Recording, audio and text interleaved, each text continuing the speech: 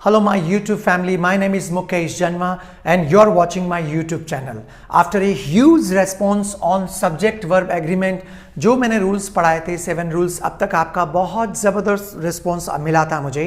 उसी के आधार पर मैं आगे के रूल्स भी आपको पढ़ाने जा रहा हूँ। ये टॉपिक थोड़ा सा पेचीदा सा है, डेफिनेटली है, क्योंकि इसके अंदर कब ये आता है कब वो आता है पता ही नहीं चलता है सिंगुलर प्लूरल का। लास्ट तक जुड़े रहें। आज भी मैं 2 रूल आपको पढ़ा रहा हूं जो कि बहुत कंफ्यूजिंग है, बट यदि आप ध्यान से बारीकी से इन चीज़ों को सुनेंगे तो एक ही बार में क्लैरिटी आ जाएगी। Yes, if you are new to the channel then please subscribe and press all bell icon. And ऊपर आई टैब में मैं पुराने वाले वीडियोज़ के लिंक दे रहा हूँ, प्लीज वॉच प्रीवियस वीडियोस ताकि आपको ये टॉपिक बहुत अच्छे से समझ में आए। डिस्क्रिप्शन बॉक्स में मैंने पुराने वाले वीडियोस के लिंक भी दे रखे हैं और अभी मैं हमारे ऐप का एप्लीकेशन का लिंक भी दे रहा हूं। यदि आप डाउनलोड करके उधर भी कुछ कोर्सेज परचेज करना चाहें देन यू मोस्ट वेलकम। अब जुड़े रहिए लास्ट तक। शुरू करते हैं। 8 नंबर का रूल कहता है कि जब एक कलेक्टिव नाउन, जानते हो आप सब कलेक्टिव नाउन, जैसे crowd, army, society, mob, committee, assembly, parliament, council, majority, staff, crew, jury, ऐसा हमने पहले पढ़ा था जब टाइप्स ऑफ नाउन और प्रोनाउन पढ़ रहे थे तब। तो जब एक कलेक्टिव नाउन एक यूनिट की तरह प्रयुक्त होता है, एक यूनिट की तरह प्रयुक्त होता है तो वर्ब वहां पे सिंगुलर लगती है।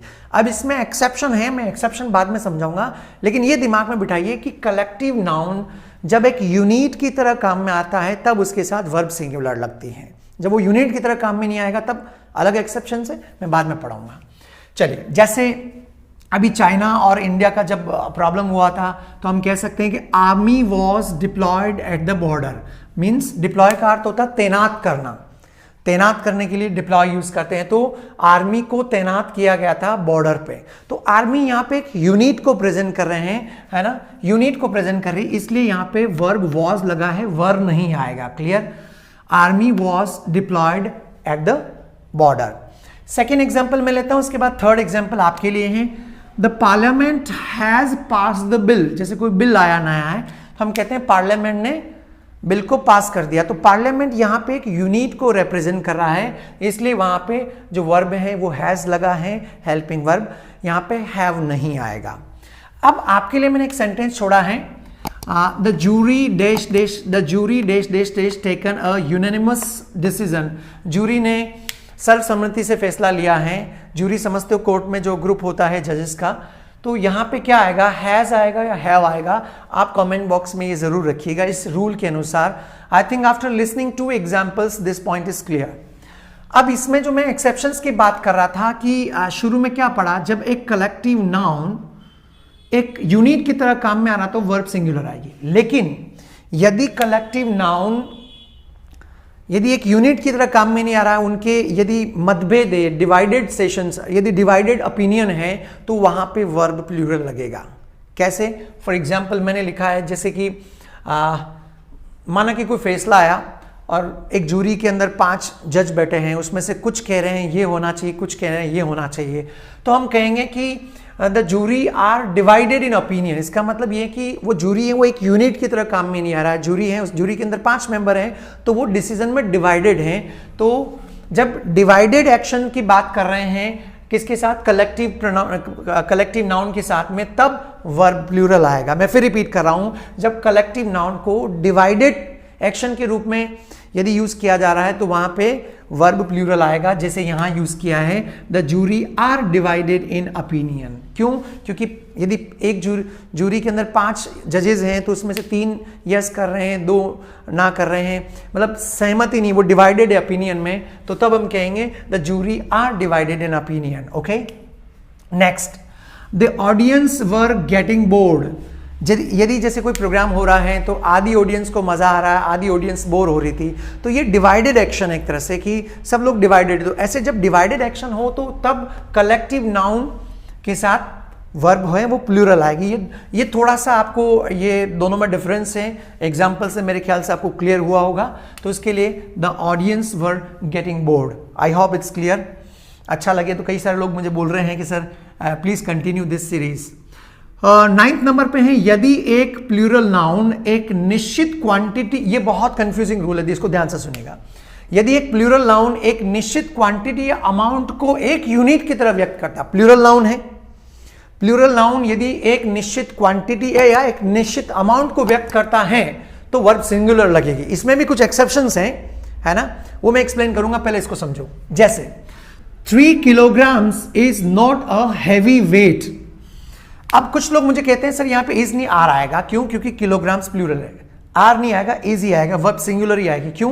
क्योंकि ये जो 3 किलोग्राम्स हैं, ये 3 किलोग्राम्स एक निश्चित क्वांटिटी, एक यूनिट को प्रेजेंट कर रहे हैं कि 3 किलोग्राम है ना, कोई ज्यादा वेट, कोई हेवी वेट नहीं है, कोई भारी वजन नहीं है। तो 3 किलोग्राम्स जब एक यूनिट की तरह, क्वांटिटी या अमाउंट को एक यूनिट की तरह प्रयुक्त कर रहे हैं तब वर्ब सिंगुलर लगेगा, राइट।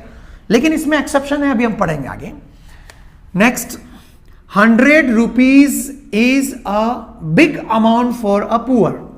100 रुपए मेरे लिए एक बड़ा अमाउंट नहीं है, लेकिन एक गरीब के लिए बड़ा अमाउंट है। अब कुछ लोग कहते हैं 100 रुपीज आ रहा तो आर आना चाहिए।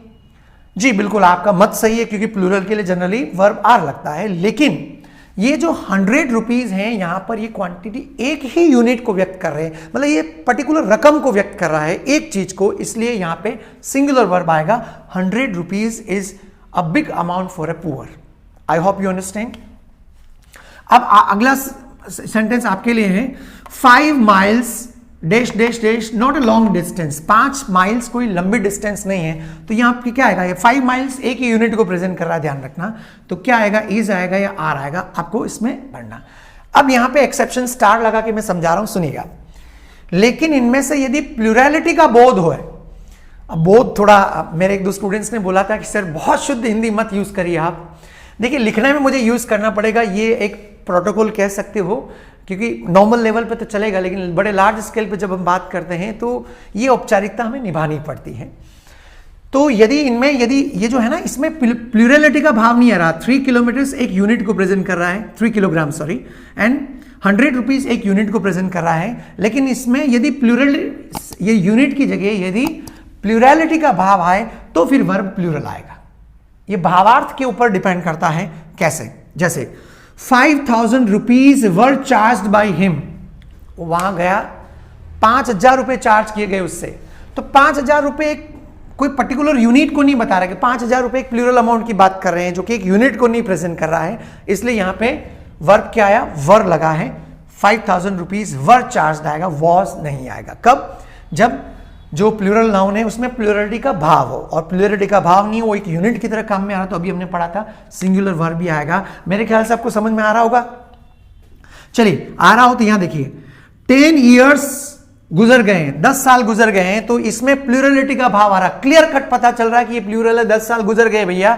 तो क्या आएगा? 10 ईयर्स हैज पास्ड या हैव पास्ड, ये आपको रखना है। मैंने दोनों रखा है एक्सेप्शन में। यूनिट का भाव आ रहा है, प्लूरल नाउन है, तो सिंगुलर वर्ब लगेगा। यदि प्लूरलिटी का भाव आ रहा है, यूनिट नहीं है, तो वहां पे वर्ब प्लूरल लगेगा। अब ऐसे रूल्स को स्टूडेंट्स आपको बहुत बहुत बारीकी से पढ़ना पड़ेगा।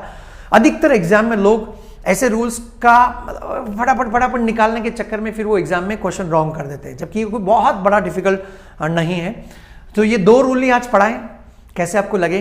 Please right your feedback in comment box. And guys, I really feel very much happy जब आप अप्रिशिएट करते हो, और कई सारे लोग इन वीडियोस को दूसरे के साथ शेयर करते हैं।